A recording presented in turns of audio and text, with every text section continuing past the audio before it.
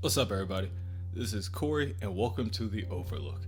We go over the books that you may have overlooked, so pretty easy. And this video starts the greatest Avengers story written in the last decade. A story where heroes are heroes. A story with action everywhere. The story that, we've all kind of been waiting for. This story starts, and this video covers Avengers 675, the first part of the 16-part series.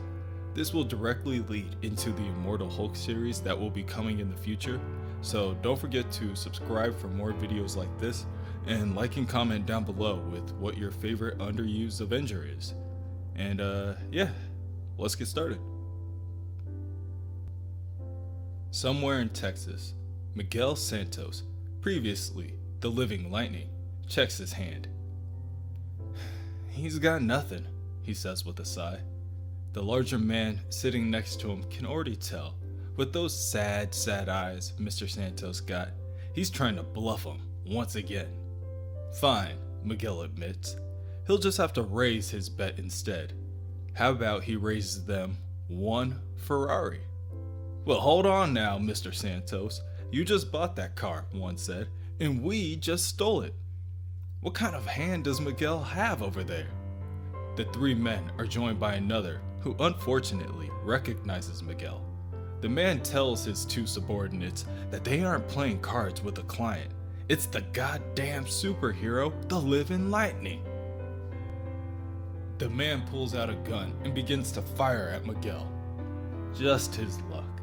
He goes undercover to get enough for the courts to convict these Vin Diesel wannabes, and somehow he ends up running into a fan. He should be flattered. Maybe he'll give him an autograph. Miguel tells the thieves that he is actually going by Lightning now. Before, he kept on getting confused with the Living Laser, and it really wasn't doing him any favors. Oh, the leader has heard of him, alright. Lightning used to be on the Rangers with all the other C-list heroes. What's he even doing in Texas? Is he not good enough for the big leagues? Okay, no autographs, Miguel decides as he discharges his energy and destroys the warehouse.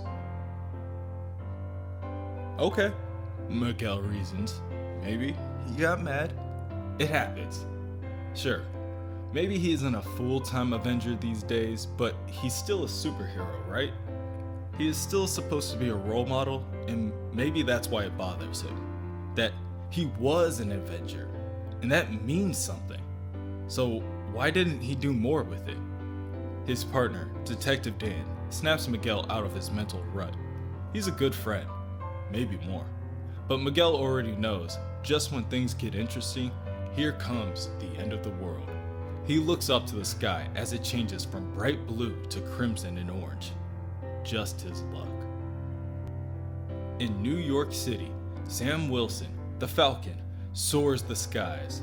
Even on the East Coast, the effect of the sky can be seen. Swirls of red, orange, and black all leading together to the sun off the horizon. What the hell? He asks as he looks into the eyes of the birds around him. On the ground below, the destruction begins. One man driving a car is also captivated by the changing skyline. He collides into another car and careens into the air. The Falcon swoops down and lifts the man out of the car before it crashes to the ground just steps away from nearby pedestrians. Normally, Sam would give a speech about keeping his eyes on the road, but this time, the man will get a pass. Within the Avengers Unity Squad headquarters, Hank McCoy, the Beast, grows more scatterbrained as multiple screens pop up with cataclysmic events all around the world. Reports are coming in faster than anyone can keep up. He tries to reach out to any available Avengers, but communication networks across the country are failing. GPS and satellite imaging has gone offline. Massive earthquakes have hit the eastern seaboard. A state of emergency is declared.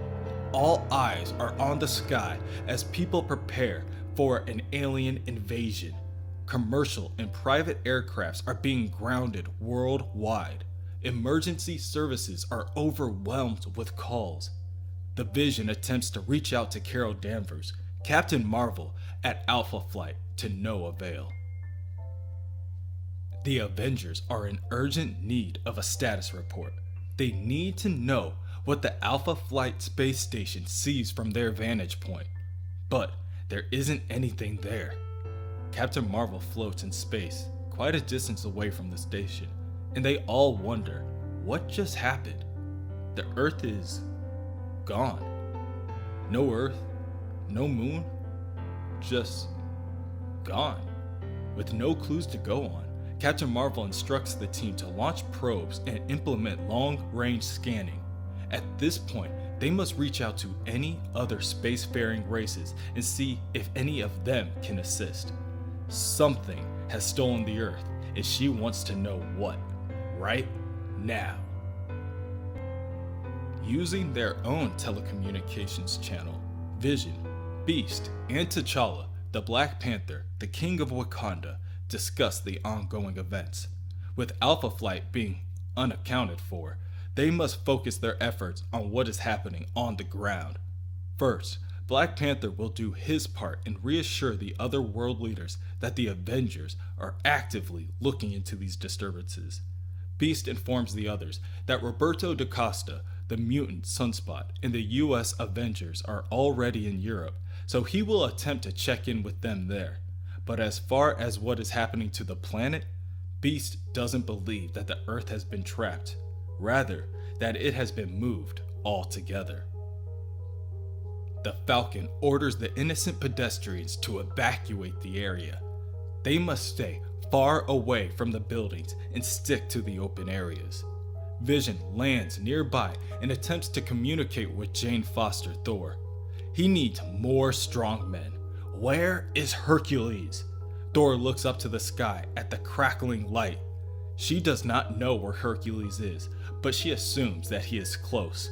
A massive lightning bolt erupts from the clouds and down to Earth. Thor states that Mjolnir has always been able to summon lightning, but today she will find out whether it can catch it as well. Thor lifts her mighty hammer to the sky above, and the lightning bolt connects, firing off energy in dozens of different directions. One bolt hits a nearby statue of Atlas, carrying the world, and the man crumbles to pieces, letting loose the stone earth to roll down the surrounding area, carving through the ground itself. Hercules rushes forward and tells the nearby people to never worry. Anything that Atlas can do, Hercules can do better. He plants his feet into the ground and prepares for the earth to collide. Using its own momentum against it, he grabs it from underneath and lifts it high into the air. Elsewhere, Jarvis and the newest Wasp, Nadia Pym, secret daughter of Hank Pym and graduate of the Red Room experiments, fly into the air as the ground beneath them ruptures and breaks. "Jarvis!" she calls, but Jarvis, with the experience he has attained in the many years serving Tony Stark and the Avengers, tells the young woman to prioritize. Do not worry about him. She must help whoever she can. Nadia nods and flies over to a group of nearby pedestrians and quickly blasts the falling debris around them. She introduces herself as the Wasp, and honestly, she would really appreciate it if these nice people didn't tell her friend Jarvis that she is as terrified as they are. In situations like these, she's supposed to have her game face on, not her resting in terror face. She knows. But nearby, more pieces of building break apart and crash to the ground around them. One boy is stuck in fear as he realizes that he took the wrong step. He looks up at the large pieces of building that are creating shadows over his body, and he knows that this is the end. Jarvis sprints at full speed and pushes the child out of the way just in the nick of time. "Jarvis!" Nadia screams as she flies back to her only friend, but it is already too late. He is already covered completely with hundreds of pounds of rock.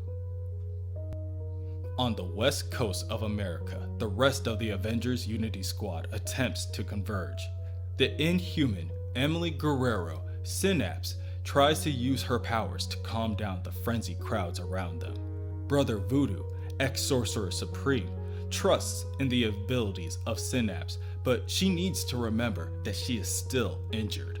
Meanwhile, he will check in with the eyes in the sky. The mutant rogue, Janet Van Dyne, the original Wasp, and Johnny Storm, the Human Torch, are joined by Wanda Maximoff, the Scarlet Witch, in the sky above the city as they watch as a massive wave approaches. Janet and Johnny fly forward. Perhaps the Human Torch can vaporize some of the water. Rogue also flies away to lift a nearby yacht from overturning. With the innocent saved, it's time for Johnny to let it rip. The Human Torch unleashes all of his stored energy at the wave, attempting to both convert the water to steam and slow the momentum with his powers of heat. A full minute does not pass before his power is already depleted. Smaller portions of the massive wave break off and make it past him, but the major havoc is at bay. Wanda will deal with the rest. Johnny, exhausted from the strain on his powers, passes out in midair, transforming back to his human form and falling towards the ocean below. "Oh, no you don't," Janet says as she struggles to hold Johnny up by his feet. "Man, these wings really weren't made for two." In New Mexico, Clint Barton, Hawkeye, and William Talltrees, Red Wolf, scour the area. They must find more survivors before any more buildings collapse, Red Wolf warns. They enter a broken down building to find a woman submerged under the rubble. Stuck, but still alive. Red Wolf is the first to see her and instructs the woman to stay calm, and on the count of 3, they lift the rubble and remove her. Live wires emerge, sizzling and flailing about, and Hawkeye uses one of his EMP arrows to knock out the wires. Every time Clint thinks he's about to give up his trick arrows, they make a surprise comeback. Hopefully, they'll all be so lucky, Red Wolf wonders. In Europe, at Mount Vesuvius, the US Avengers protect the innocents from the raining hellfire. This faction took over Advanced Idea Mechanics, AIM, as some would know them, and repurposed their scientific endeavors for good. Led by Miguel da Costa, Sunspot, and longtime X-Men friend Sam Guthrie, Cannonball, the team has already concluded that the Earth has been moved. Maybe it's the negative zone, or the microverse, or maybe the macroverse, Doreen Green, Squirrel Girl hypothesizes. That one's newer. Tony Cho, super scientist and new Iron Patriot, tells Doreen that's a question for later. For now, she would rather focus on the task at hand, especially if she refuses to wear her armor. Her girlfriend, Aiku Jokinen, the Enigma, finishes angrily.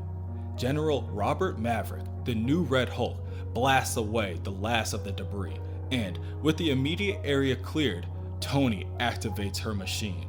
The device produces a barrier similar to that of the Invisible Woman's. The barrier begins to expand quickly and encases all of Mount Vesuvius, ceasing the ongoing destruction for at least a moment. Their team may be safe, but now, more than ever, Sunspot's concern lies with the rest of the world. With the satellites down, there is no way to communicate, Sunspot tells the team. Meanwhile, Squirrel Girl gazes at the sky as she watches a ball of fire pass overhead. If there aren't any satellites, then what is that? Maybe it's just a shooting star, the general proposes, but Sunspot doubts it. He doubts that there's anything left outside the Earth to even fall to the planet. Plus, it's not so much as falling as steering, Cannonball concludes. The ball of fire flies across Europe until abruptly redirecting itself to collide with the Roman Colosseum. And from the rubble, an ebony pyramid emerges. In Washington, D.C., Captain America watches from overhead as he listens to Black Panther debriefing. Thankfully, the Wakandan communication devices are not linked to any satellites in orbit, but things are every bit as bad there as everywhere else in the world. Unfortunately, cosmic events aren't normally within Captain America's wheelhouse. He knows that he isn't going to be much help in this fight. All he can do is try to mitigate the damage. Nearby, a stone pillar breaks apart from a structure and falls towards a group of civilians. Captain America throws his shield and shatters the pillar, but before it reaches back to him, they both freeze. Not only him, more of the Avengers begin to turn bright blue and freeze in place, no matter where they stay, or if they're zipping web lines between buildings in Queens, New York, or if they're behind the operations desk within Wakanda. It does not matter if they are children or champions in the deserts of Arizona. It does not matter if they are mutants within Central Park. Black Panther, Spider-Man, Miss Marvel, Nova, the X-Men, Squirrel Girl and Enigma, the Vision, even Janet Van Dyne, the Wasp, all frozen in place, stuck in limbo between reality. Immediately, a call goes out to all Avengers, all active members, and ones on reserve, wherever they are. If they are within reach of the transmission, they are hereby called to assemble. Even Lightning. When his Avengers card started buzzing, he almost didn't recognize it. It's been years since the Living Lightning has been on the team. He figures that if they're calling him now, then they really are calling everybody, which tells him that things really are as bad as they can get, right? But he was wrong. It can get worse. It can get much worse. The remaining Avengers all meet up in front of Avengers Mansion, and Rogue begins to take stock of who is left, not on pause. And Nadia Pym runs forward, calling out to the group of heroes for someone to help her. Jarvis was injured, trying to save someone, and there was an accident. He is hurt badly, and the doctors at the hospital are telling her that he may not live. Rogue tells Nadia that they will do everything they can, but they have to put the needs of the many over the needs of the few. Jarvis would understand. What? Nadia screams. After everything Jarvis has done for them, they would just let him die? He's not their priority? Well, he is for Nadia, she tells them before flying off. Miguel has spent years remembering the Avengers as a perfect team. Sometimes it feels like he forgets that they are people too. People who have been through a lot lately. And sometimes people don't do so well. Beast follows Nadia off into the distance, hoping that his medical expertise will be of use. In Quicksilver, Pietro Maximoff watches as they rush by. Well, he starts, it's good to see that Rogue still has her excellent leading ability. Rogue tries to silence Pietro, but he asks her what she could possibly do now. Fire him from the Avengers again? What a joke, he scoffs. Why did Rogue even include him on the high alert call anyway? Like Miguel said, sometimes people don't do so well. At least, not without a little hope. A voice from behind the group tells Quicksilver that Rogue didn't put out the Avengers priority call. She did. Heads turn and gasps are heard as the remaining Avengers let out small cheers and sighs of relief. It's her! After all these years, it's her! The Scarlet Witch, for one, had never given up hope. Wanda knew that when they needed her, she would be back. Always, the woman reminds Wanda, because you know what they say, once an Avenger, always an Avenger.